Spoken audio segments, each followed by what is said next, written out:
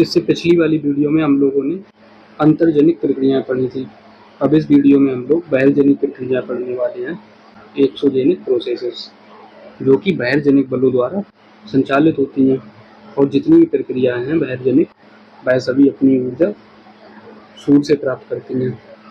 अब जो बहिर्जनिक प्रक्रियाएं हैं उन सबको हम मिला के एक इकट्ठा नाम दे देते हैं अनाच्छादन। डिन्यूडेशन,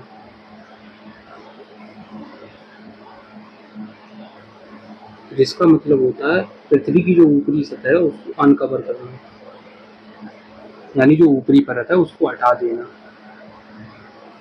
पृथ्वी की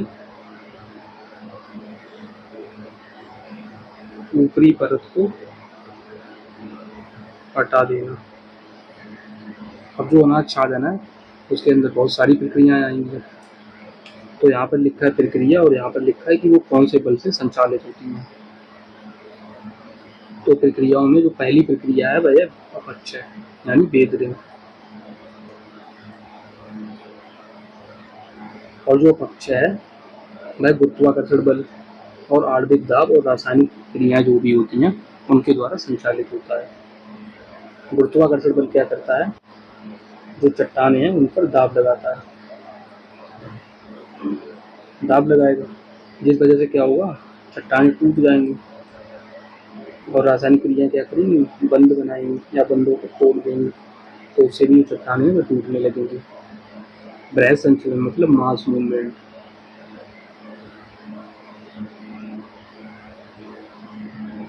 ये गुरुत्वाकर्षण बल द्वारा संचालित होगा। बृहद संचलन में क्या होता है, कोई भी बड़ी चट्टानी मलबा का एक स्थान से दूसरे स्थान पर संचलन होना। और तीसरा है हमारा अपरदन। अपरदन में क्या होता है, जो चट्टान है उसको घिस घिस के एक जगह से दूसरी जगह ले जाया जाता है। और अपक्षय में क्या होता है, जो चट्टान है उसका उसी स्थान पर तोड़ फोड़ होना। जैसे ये चट्टान है, इस पर तोड़ फोड़ होके ऐसे स्थान पर पड़ी रहेगी तो बोला जाएगा अपक्षय। लेकिन यही चट्टान टूट फूट होके एक स्थान से दूसरी जगह चली गई तब उसको बोला जाएगा अपरदन। अपरदन मतलब। और इसके बाद एक और प्रक्रिया आती है जिसे हम बोलते हैं निक्षेपण, डिपोजिशन। इसमें क्या होता है, जो मलबा अपरदन द्वारा ले जाया गया है उसका एक स्थान पर जाकर जमा हो जाना।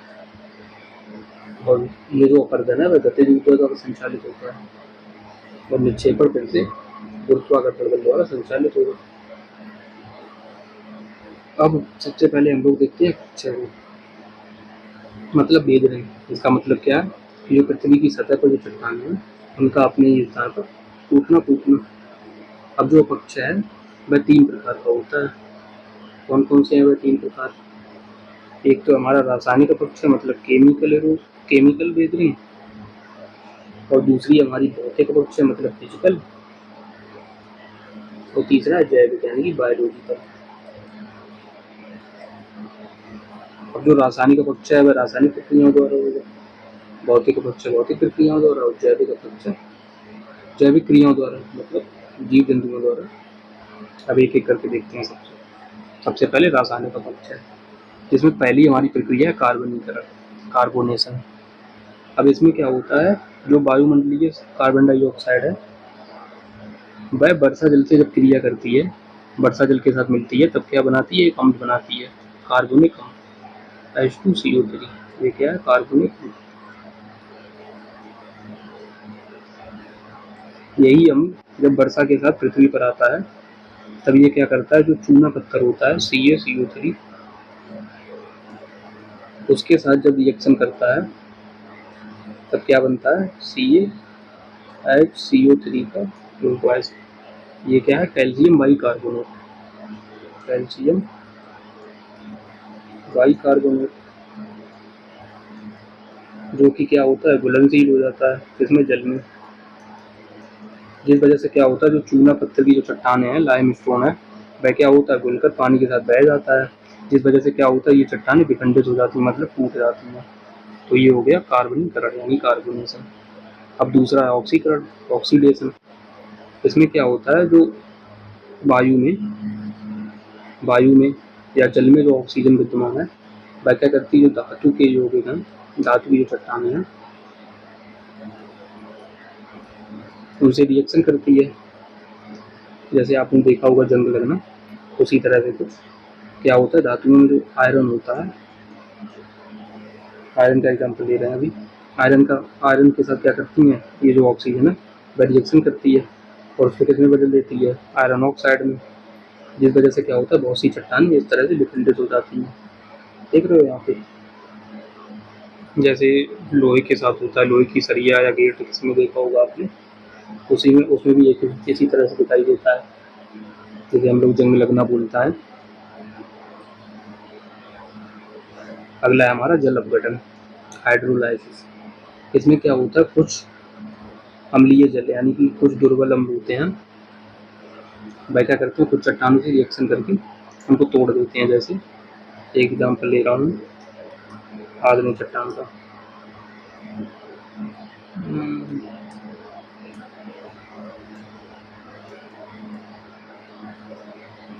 आग्नेय चट्टान में क्या होता है, एक खनिज होता है फेल्सपार। अब इस खनिज से क्या होता है, जो हल्का अम्लीय जल होता है वह इससे रिएक्शन करके इसको किसमें बदल देता है, मिट्टी में बदल देता है, जिस वजह से क्या होता है, जो आग्नेय चट्टान है वह टूट जाती है। अभी हम लोग क्या पढ़ रहे हैं, अपक्षय पढ़ रहे हैं, यानी कि जो चट्टानें हैं वो अपने ही स्थान पर रहेंगी अभी। अगला है चट्टानों का विलयन बनना, मतलब उनका सॉल्यूशन बन जाना। जैसे नमक की चट्टानें या जो जिप्सम की चट्टानें होती हैं वह पानी में घुल जाती हैं। अगला है जल योजन, हाइड्रेशन। हाइड्रेशन मतलब जल की अधिकता हो जाना। जैसे आपने सुना होगा डिहाइड्रेशन, जब हम लोग पानी नहीं पीते हैं तो हम लोगों को हो जाता है डिहाइड्रेशन, वैसे ही है हाइड्रेशन। इसमें क्या होगा, जल की अधिकता। तो क्या होता है, जब कुछ चट्टानें हैं वो जल को इतना ज़्यादा सोख लेती हैं कि बहुत ज़्यादा फूल जाती हैं, और फूल के बाद में क्या होता है, वो टूट जाती हैं। ये जो तीन हमने देखे ये वाले, एक तो हाइड्रोलाइसिस, एक सोल्यूशन और हाइड्रेशन, ये तीनों जल द्वारा हो रहे हैं। ये हो गया हमारा केमिकल वेदरिंग। अब देखते हैं फिजिकल वेदरिंग, भौतिक अपक्षय। इसमें जो पहला है वह है हमारा गुरुत्वाकर्षण बल। तो गुरुत्वाकर्षण बल क्या करेगा, नीचे की ओर दाब लगाएगा।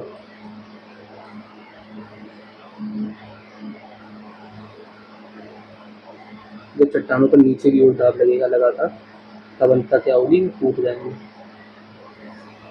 दूसरा है तापक्रम में परिवर्तन। जैसे हम लोग देखते हैं जो रेगिस्तान वाला इलाका रहता है, वहाँ पर क्या होता है, दिन में जो तापमान है बहुत ज़्यादा होता है और रात में क्या होता है, बहुत कम होता है। अब इस वजह से क्या होता है, जो चट्टान है वह दिन में बहुत ज़्यादा ताप है, उस वजह से क्या होगा, उनमें विस्तार होगा। जो चट्टान है वो दिन में फैलेंगी, और जब रात में क्या होगा, जब तापमान बहुत कम है तब क्या होगा, जो चट्टान है वह सिकुड़ जाएगी। और ये जो प्रक्रिया है लगातार चलेगी। अब जब लगातार चलेगी तो चट्टान सिकुड़ोगी तो चट्टान सिकुड़ जाएगी, कभी फैल जाएगी। इस वजह से क्या होगा, एक टाइम ऐसा आएगा जब वह टूट जाएगी। जैसे एक एग्जाम्पल आपको बताता हूँ कि कांच का कोई गिलास हो, उसमें हम लोग क्या करें, गर्म पानी डाल दें, तब क्या होता है, वह टूट जाता है। पढ़ा होगा साइंस में आप लोगों ने। ऐसा क्यों होता है, जैसे बाहर से जो कांच है,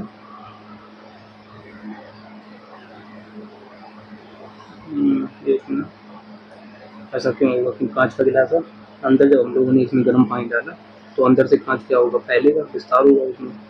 लेकिन बाहर से क्या होगा, विस्तार नहीं होगा। तो इस वजह से क्या है, इसी तरह का इफेक्ट पैदा होगा और ये कांच का गिलास टूट जाएगा। तीसरा है हमारा जमना पिघलना, यानी कि फ्रॉस्ट बेजिंग बोलते हैं इसको,